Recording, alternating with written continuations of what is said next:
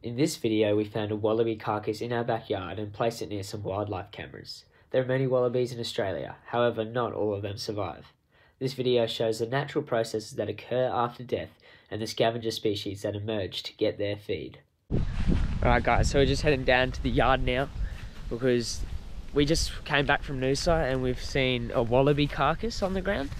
So we think it's probably just a wild dog or something. That's the only feasible way that it could have been killed like that. We want to see what kind of things will eat on the carcass. So I've got this wildlife camera here and we're gonna have to move the carcass because it's in the way of where we walk. So we're gonna put it into the bush more, put the camera on a tree, and we'll keep it up for a while and see if there's any creatures that have a go at it. This is what's left of the carcass.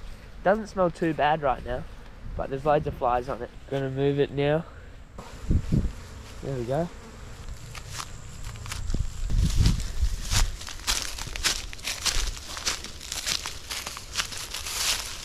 I'll put it right there.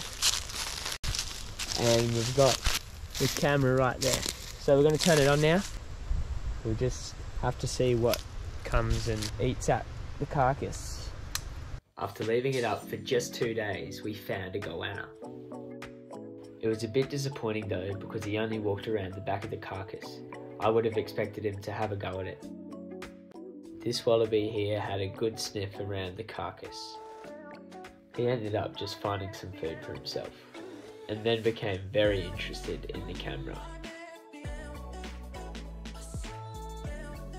The next day we found some dusky moorhens or swamp hens, but they were just passing through the area.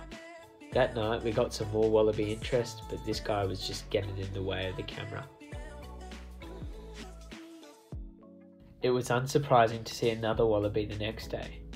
This guy put his face right in the camera.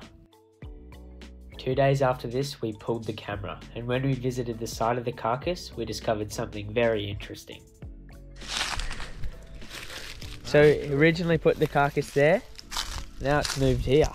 So something's been interested in it. Sure enough, there was a fox. Here you can see him very interested in the carcass.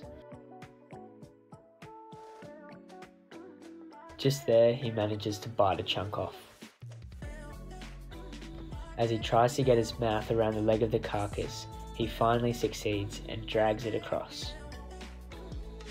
He then sprays his scent on the food and continues to do so around the whole area.